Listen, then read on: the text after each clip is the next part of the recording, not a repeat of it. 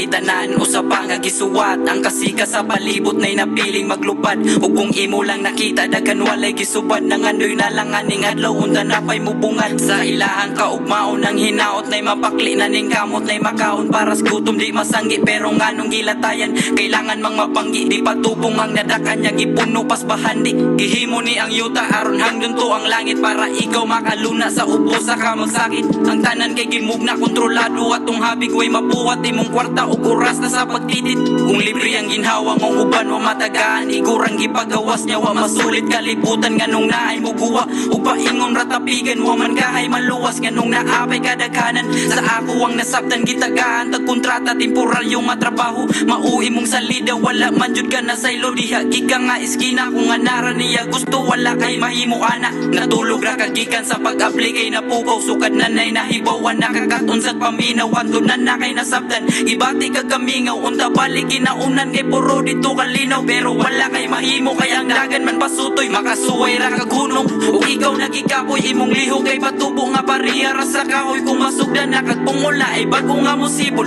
kita giduwaan sa usara kahigante gilahitan niyag pisto nya tugon kay diamante ug di na siya ganahan but kagatop imong katri ang kanang dagko nagranggo pahimuslan pa na dinhi tagbawon kas lingaw kung dungagan kag pamulso ang tinuod nga bulawan kanang imong kalendaryo puna jud sa lakaw ang higayon ra pagasto basin og matuldukan imong kaagi sa maestro disipulo ra ka mans mga baril nga parkuron kung ili ka mo imba pwede sila na hambinon daghan nimo na mo tupo basta kusog ka og kugong og labungag na punuan sila nimo mo palandong inganing katiling banay na ukab na manghapa gibuhat ang binuhatan aron lingaw atong mapa kung puro rataputan way gamit ang iyang plaza malas ang nabunutan tung na destinos pagkagrasa nanagag siya bigel para tarong kay pasabto na di dapat nga manglabay respeto ang mga pungkol giimbento ang sakit aron di sayang ang kapsul gubat ni nga pinusilay maong naay gipadoktor mao nang ay nagkatinga ngong lahimo og batasan gitagsaan tag espada kay daghan siya kagubatan bandog na atay duha nagpapili say ganahan nagbalansi siyag maya sa pagbugong sa kauwakan